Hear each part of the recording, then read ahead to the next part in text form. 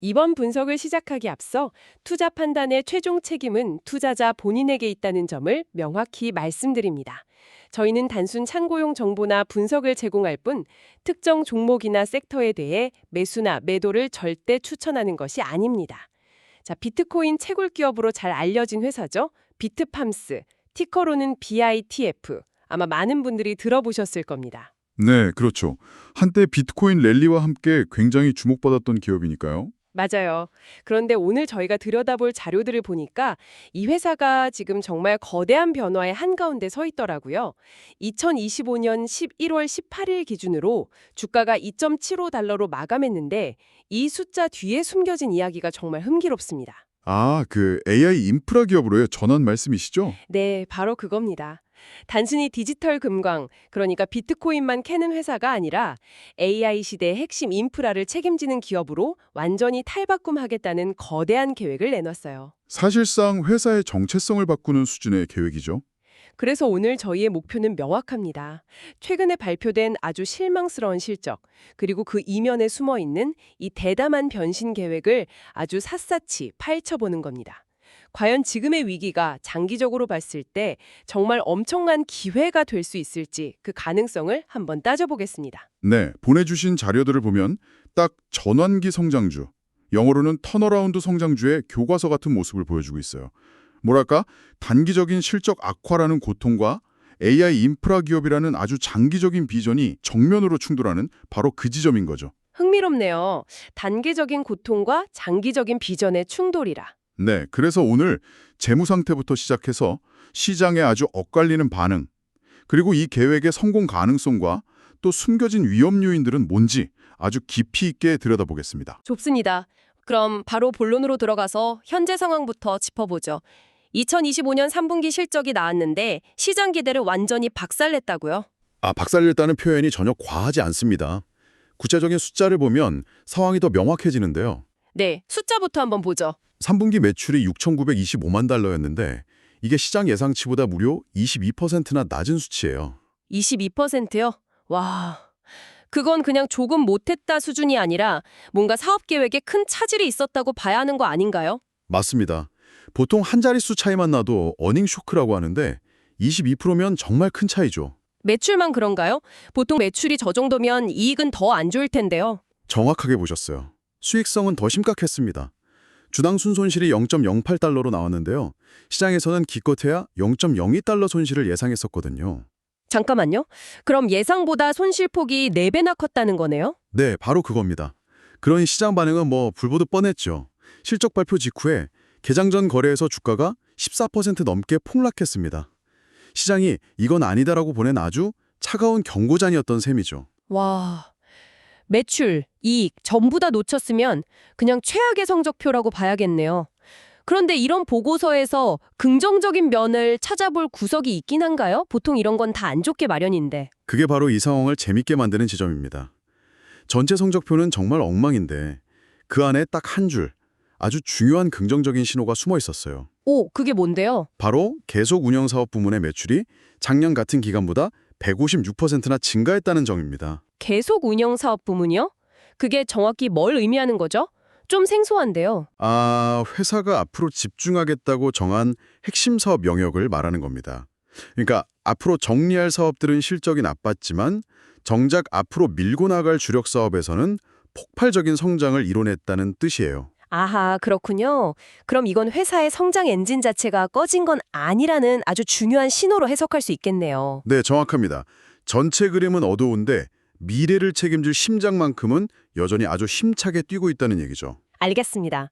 그럼 회사의 기본적인 체력, 그러니까 재무 건전성은 어떤가요? 이런 큰 변화를 감당할 만한 맷집은 되는지 궁금한데요. 재무 상태를 보면 딱 전환기에 있는 기업의 특징이 그대로 보여요. 좋은 점은 부채 비율이 12.05%로 아주 낮다는 겁니다. 부채 비율이 그 정도면 거의 빚이 없다고 봐도 무방하겠네요. 그렇죠. 빚이 많아서 휘청거릴 일은 없다는 거죠. 이건 큰 장점입니다. 하지만 나쁜 점도 아주 명확해요. 주가 수익 비율 PER이 마이너스 24.5고요. 자기자본이익률 ROE는 마이너스 9.52%예요. 둘 다 마이너스라는 건 지금 당장은 돈을 전혀 못 벌고 있다는 현실을 적나라하게 보여주는 숫자군요. 네, 맞습니다. 빚은 없는데 돈은 못 번다. 정말 딱 갈림길에 선 기업의 모습인 거죠. 최근에 5억 달러 규모의 전환사채를 발행한다는 소식도 있던데 이건 어떻게 봐야 할까요? 가뜩이나 돈도 못 버는데 대규모 자금 조달이라니 기존 주주들 입장에서는 좀 불안할 것 같은데요. 바로 그 지점의 핵심입니다. 전환사채 발행은 그야말로 양날의 검이에요. 긍정적인 면은 당연히 AI 데이터 센터로 전환하는 데 필요한 막대한 실탄을 확보했다는 거죠. 그렇죠. 꿈만 꾸는 게 아니라 실행할 돈을 마련했다는 거니까요. 맞습니다. 하지만 동시에 이 사채는 나중에 주식으로 전환될 수 있거든요. 그 말은 즉 기존 주주들의 지분 가치가 희석될 수 있다는 뜻입니다. 아, 주식 수가 늘어나니까요. 네, 회사의 미래를 위해 현재 내 지분 가치가 희생될 수 있다는 우려가 나올 수밖에 없는 구조인 거죠. 알겠습니다. 정리해보면 단기 실적은 최악이지만 핵심 엔진은 살아있고 미래를 위해 돈을 끌어오면서 기존 주주들의 희생을 담보로 잡았다. 이게 바로 비트팜스가 꺼내든 전략적 전환이라는 거대한 도박의 서막이군요. 네, 도박이라는 표현이 맞을 수도 있겠네요. 비트코인 채굴 기업이라는 자기 정체성을 버리겠다니 정말 대담한 결정 같습니다. 이건 단순한 사업 다각화 수준이 아니에요. 회사의 DNA 자체를 바꾸겠다는 선언입니다. 핵심 계획은 2027년까지 비트코인 채굴 사업을 단계적으로 완전히 접고요. 완전히요? 네, 완전히 접고 그들이 가진 가장 강력한 무기, 즉 저비용의 대규모 전력 인프라를 활용해서 AI 및 고성능 컴퓨팅, HPC 데이터 센터 사업으로 100% 전환하겠다는 겁니다. 잠깐만요. 비트코인 채굴 기업이 갑자기 AI 데이터 센터를 하겠다는 게 이게 좀 연결이 잘 안 되는데요. 전혀 다른 분야 아닌가요? 시장에서 뜬구름 잡는 소리 아니야 라고 의심하는 것도 당연해 보입니다. 물론 그런 의심이 충분히 들 수 있죠. 하지만 그 배경에는 아주 냉정한 계산이 깔려 있습니다. 생각해보시면 비트코인 채굴 사업은 결국 비트코인 가격이라는 외부 변수에 모든 운명이 걸려 있잖아요. 그렇죠. 변동성이 너무 크죠. 네, 바로 그 극심한 변동성에서 벗어나서 구조적으로 성장할 수밖에 없는 AI 시장에서 안정적인 수익을 내겠다는 겁니다. CEO 벤 개뇽의 말이 모든 걸 설명해줘요. 인프라는 거품이 아니다. 인프라는 거품이 아니다. 인상적인 말이네요. 네, 비트코인 가격은 거품일 수 있지만 AI 시대를 떠받치는 데이터 센터라는 인프라는 실체가 있는 절대 사라지지 않을 산업이라는 강한 확신을 보여주는 거죠. 계획의 방향성은 알겠습니다. 아주 설득력 있네요. 그런데 구체적으로 어떻게 실행하겠다는 건가요? 말만 번지르르한 계획은 의미가 없으니까요. 실행 계획도 아주 구체적이고 크게 세 가지로 요약할 수 있습니다. 첫째는 북미 중심 재편입니다. 북미 중심이요? 네, 기존에 운영하던 아르헨티나, 파라과이 같은 중남미 사업을 모두 중단하고 모든 자원을 북미에 쏟아붓겠다는 거예요. 왜 하필 북미죠? 중남미도 전기료가 싼 곳이 많지 않나요? 비트코인 채굴할 때 그래서 갔던 것 같은데요. 아주 좋은 질문입니다. 두 가지 이유 때문인데요. 하나는 규제 안정성. 중남미 국가는 아시다시피 정치, 경제적 리스크가 크죠. 반면 미국과 캐나다는 훨씬 안정적입니다. 아, 그렇죠. 그리고 더 중요한 두 번째 이유는 바로 수요입니다. AI 인프라를 필요로 하는 빅테크 기업들이 모두 어디에 있죠? 전부 북미, 특히 미국에 몰려 있죠. 맞습니다. 가장 큰 고객 바로 옆으로 가겠다는 아주 명확한 전략인 겁니다. 가장 큰 시장에 집중한다. 합리적이네요. 두 번째 계획은 뭔가요? 두 번째는 미국 본사 이전 검토입니다. 현재 본사가 캐나다 내에 있는데 AI 산업 육성에 가장 적극적인 미국으로 아예 본사를 옮기는 걸 검토하고 있어요. 이건 사업에 유리한 정책적 지원을 받고 월스트리트의 자본시장에 더 가까이 다가가려는 전략적 포석으로 볼 수 있죠. 그렇군요. 마지막 세 번째가 기술적인 핵심이겠군요. 그렇습니다. 바로 차세대 기술 도입. 이게 그냥 말뿐인 계획이 아니라는 걸 보여주는 대목입니다. 첫 프로젝트로 미국 워싱턴주에 있는 18메가와트급 데이터 센터를요, 엔비디아의 차세대 GPU, 그러니까 GB300이나 그 후속작인 베라루빈 시리즈의 최적화된 시설로 바꾸겠다고 발표했어요. 와, 엔비디아의 최신 GPU에 맞춘다. 네, 이건 단순히 공간만 빌려주는 임대업이 아니라 최첨단 AI 연산을 지원하는 고부가가치 기술 기업으로 거듭나겠다는 의지를 시장에 명확히 보여준 겁니다. 들어보니 정말 회사의 운명을 건 거대한 전환이네요. 그런데 아까 시장의 반응은 싸늘했다고 하셨잖아요. 실적도 나쁜데 이런 거대한 계획까지 발표했으니 시장에서는 감당할 수 있겠어? 하는 의심이 더 컸던 걸까요? 정확합니다. 초기 반응은 그야말로 냉담했죠. 이 전략이 발표된 후에 주가가 18% 이상 추가로 급락했어요. 실적 발표로 14% 빠지고 또 18%가 빠진 거군요. 네. 여기에는 두 가지 심리가 복합적으로 작용했습니다. 첫째는 시장 분위기. 작년만큼 AI에 대한 투자 열기가 뜨겁지 않고 다소 냉정을 찾아가는 시점이었어요. 둘째는 더 현실적인 문제인데 시장은 그래서 그 돈은 어디서 나서 할 건데? 라는 질문에 비트팜스가 명확한 답을 주지 못했다고 판단한 겁니다. 아, 자금 조달 계획의 불투명성. 네. 계획은 거창한데 돈 문제는 어떻게 해결할 건지에 대한 구체성이 떨어진다는 점에 크게 실망한 거죠. 잠깐만요. 그런데 정말 이상한데요. 시장은 주가를 떨어뜨리면서 이렇게 불신을 보냈는데 자료를 보면 월가의 애널리스트들은 여전히 적극 매수 의견을 유지하고 있다고요. 현장의 투자자들과 분석가들 사이에 이렇게 큰 시각 차이가 나는 건 정말 흥미롭습니다. 대체 누가 뭘 놓치고 있는 걸까요? 바로 그 지점이 현재 비트팜스를 분석하는 가장 핵심적인 포인트입니다. 단기적인 실적과 불확실성에 집중하는 시장 참여자들은 주식을 던졌지만 장기적인 그림을 그리는 다수의 애널리스트들은 12개월 평균 목표 주가를 현재 주가보다 훨씬 높은 수준으로 유지하고 있어요. 훨씬 높다는 게 어느 정도 수준인가요? 기관마다 다르지만 대체로 현재 주가의 2배 이상을 보는 곳도 꽤 있습니다. 단기적인 고통보다 장기적인 비전의 가치를 훨씬 더 크게 보고 있다는 뜻이죠. 물론 모든 전문가가 장밋빛 미래만 보는 건 아니겠죠. 좀 더 신중한 목소리도 있었을 텐데요. 당연하죠. H.C. 웨인라이트 같은 투자기관이 좋은 예입니다. 이들은 단기적인 불확실성을 반영해서 목표 주가를 5.50달러에서 4.00달러로 낮췄어요. 아, 하향 조정을 했군요. 네, 비전은 인정하지만 전환 과정의 리스크와 자금 조달 문제를 가격에 반영한 거죠. 하지만 여기서 정말 중요한 건 목표 주가를 내렸음에도 불구하고 그 4.00달러라는 가격이 여전히 현재 주가보다는 훨씬 높다는 사실입니다. 그렇군요. 그러니까 가장 보수적으로 보는 곳조차도 지금보다는 오를 거라고 보고 있다는 거네요. 장기적으로 이 전환이 성공한다고 봤을 때 회사의 성장성은 어느 정도로 예측되고 있나요? 전망은 아주 밝게 보고 있습니다. 자료에 따르면 앞으로 3년 안에 흑자로 돌아설 것으로 예상하고 있고요. 특히 연간 매출 성장률은 33.7%에 달할 것으로 전망돼요. 33.7%면 엄청난데요. 네, 이건 미국 시장의 평균 성장률을 압도하는 수치입니다. 결국 지금 상황은 단기적인 실행 리스크에 대한 시장의 공포와 AI 인프라라는 거대한 파도에 올라탈 것이라는 전문가들의 장기적인 기대가 정면으로 충돌하고 있는 형국인 거죠. 그렇다면 비트팜스는 이제 익숙했던 비트코인 채굴이라는 전쟁터를 떠나서 AI 인프라라는 아주 새로운 전쟁터에 뛰어드는 셈이네요. 그곳의 경쟁은 어떤가요? 이미 자리를 잡고 있는 강자들이 많을 텐데요. 네, 새로운 경쟁 환경에 직면하게 되는데 재밌는 점은 기존의 경쟁자들이었던 마라톤 디지털이나 라이엇 플랫폼스 같은 다른 대형 채굴 기업들도 똑같이 AI 데이터 센터 사업으로 눈을 돌리고 있다는 겁니다. 아, 경쟁사들도 같은 생각을 하고 있군요. 네, 결국 익숙한 경쟁자들과 새로운 시장에서 2라운드를 벌이게 되는 셈이죠.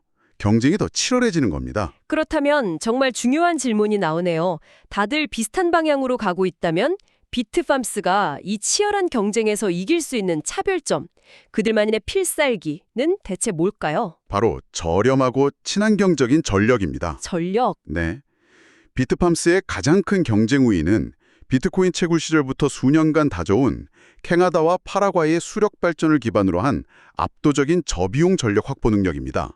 이건 다른 회사들이 단기간에 따라할 수 없는 이 회사의 가장 강력하고 독보적인 자산이죠. 저도 전기요금 고지서 받을 때마다 심장이 철렁하는데 저런 시설은 정말 상상도 안 되네요.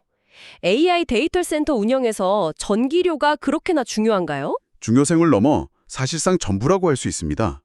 차세대 GPU 수만 개를 돌리는 데이터 센터는 말 그대로 전기 막는 하마예요. 운영 비용의 절대적인 부분을 전력비가 차지하거든요. 아, 그렇겠네요. 네, 따라서 남들보다 훨씬 싼 값에 그것도 ESG 트렌드에 딱 맞는 친환경 수력 에너지로 대규모 전력을 안정적으로 끌어올 수 있다는 건 다른 경쟁자들은 넘볼 수 없는 결정적인 원가 경쟁력이 됩니다. 그게 바로 워런 버핏이 말하는 경제적 해자, 즉 성을 지피는 깊은 연못 같은 역할을 해주는 거군요. 정확합니다. 남들보다 싸게 전기를 가져오는 능력 자체가 거대한 진입장벽이 되는 거죠. 경쟁사들도 AI로 전환한다는 사실이 한편으로는 비트팜스의 전략적 방향이 틀리지 않았다는 증거가 될 수도 있겠네요. 네, 아주 정확한 지적입니다. 업계의 다른 강자들도 같은 방향으로 움직인다는 건 비트팜스가 혼자 외딴길을 가는 게 아니라 산업 전체의 거대한 흐름에 가장 먼저 몸을 던졌다고 볼 수 있는 긍정적인 신호이기도 합니다. 자, 그럼 이제 슬슬 정리를 해보죠. 이 모든 정보를 종합해서 투자자 입장에서 한번 저울질을 해봅시다. 비트팜스에 투자하고 싶게 만드는 강력한 기회 요인들과 반대로 전부 팔고 도망치고 싶게 만드는 치명적인 리스크 요인들 명확하게 나누어서 짚어주시죠. 좋습니다. 동전의 양면처럼 명확하게 나뉩니다. 먼저 기회 요인, 즉 긍정적인 측면, 업사이드는 세 가지입니다. 첫째는 두말할 필요 없이 AI 시장의 폭발적인 성장입니다. 이건 모두가 동의하는 부분이죠. 네, 일시적 유행이 아니라 산업의 패러다임을 바꾸는 구조적인 변화죠. 이 시장에 안착하기만 한다면 비트코인 가격에 널뛰던 과거와는 비교할 수 없는 아주 안정적인 현금 흐름을 만들어낼 수 있습니다. 두 번째는 기업 가치 자체에 대한 것이겠군요. 암호화폐 채굴 기업이라는 꼬리표를 떼어내는 것만으로도 달라질 테니까요. 맞습니다. 바로 자산 가치 재평가의 기회입니다. 성공적으로 변신한다면 시장은 비트팜스를 더 이상 변동성 높은 코인 관련주가 아니라 4차 산업혁명의 핵심 인프라를 소유한 기술주로 평가하게 될 겁니다. 이건 기업 가치, 즉 밸류에이션의 근본적인 상승을 의미하죠. 마지막 세 번째 기회 요인은요. 미국의 우호적인 정책입니다. 미국 정부가 AI 산업을 국가적으로 밀어주는 만큼 북미, 특히 미국에 집중하려는 비트팜즈의 전략은 정책의 순풍을 제대로 탈 가능성이 높습니다. 듣기만 해도 장밋빛 미래가 그려지네요. 하지만 세상에 공짜 점심은 없겠죠. 이 기회의 반대편에 있는 리스크 요인들, 다운사이드도 냉정하게 짚어봐야 합니다. 물론입니다. 리스크도 아주 명확합니다. 첫째, 높은 실행 리스크. 비트코인 채굴과 AI 데이터 센터 운영은 완전히 다른 전문성이 필요합니다. 아, 그게 그렇게 다른가요? 둘 다 그냥 컴퓨터 많이 돌리는 거 아닌가요? 겉보기엔 비슷하지만 속은 완전히 달라요. 채굴은 비교적 단순한 연산을 무한 반복하는 거지만 AI 데이터 센터는 고도의 네트워킹, 냉각 기술, 그리고 무엇보다 까다로운 빅테크 고객을 상대하는 노하우가 필요하죠. 이 전환이 말처럼 쉽지 않을 거라는 불확실성이 가장 큰 리스크입니다. 두 번째 리스크는 역시 돈 문제겠군요. 네, 막대한 자본 지출입니다. 최신 데이터 센터를 짓는 데는 정말 천문학적인 돈이 들어갑니다. 필연적으로 빚이 늘거나 앞서 말한 전환사채처럼 주주 가치를 희석시키는 자금 조달이 계속될 수 있어요. 투자한 만큼 빨리 돈을 벌지 못하면 재무 구조가 심각하게 나빠질 수 있죠. 그리고 전환이 완료되기 전까지는 여전히 과거의 족쇄에 발목이 잡혀 있을 수밖에 없겠네요. 그게 바로 세 번째 리스크, 암호화폐 시장 변동성입니다.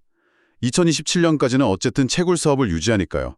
그 전까지는 AI 전환에 대한 기대감으로 주가가 올라도 비트코인 가격이 급락하면 속절없이 함께 추락할 수 있는 위험이 여전히 남아있는 겁니다. 마지막 리스크는 뭘까요? 많이 쓴다는 이유로 새로운 환경 규제가 생길 가능성은 언제나 열려있는 잠재적 위협이라고 할 수 있습니다. 그렇군요. 기회와 리스크가 정말 팽팽하게 맞서고 있네요. 결국 비트팜스는 고위험 고수익의 전형적인 성장주라고 결론 내릴 수 있겠습니다. 단기적인 주가 등락에 흔들리기보다는 회사가 약속한 그림을 실제로 그려나가는지 그 과정을 지켜보는 게 핵심이겠네요. 정확합니다. 전략의 방향성 자체는 매우 설득력이 있어요. 특히 저비용 친환경 에너지라는 이 회사의 해자는 AI 시대의 가장 중요한 자산이 될 잠재력이 충분합니다. 지금의 실적 부진이나 시장의 우려는 거대한 애벌레가 나비로 변태하는 과정에서 겪는 성장통으로 볼 수도 있는 거죠. 그렇다면 이 기업에 관심 있는 분이라면 앞으로 어떤 점들을 구체적으로 확인해야 할까요? 회사의 말이 하는 행동을 검증하기 위해서요. 딱 세 가지만 추적하면 됩니다.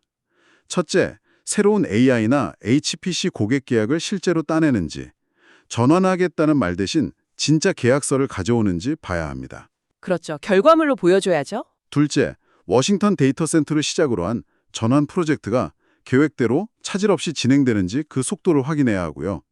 마지막으로 가장 현실적인 문제인 막대한 투자금을 어떻게 현명하게 조달하는지를 지켜봐야 합니다. 부채를 너무 늘리거나 주주 가치를 심하게 훼손하지 않으면서 말이죠.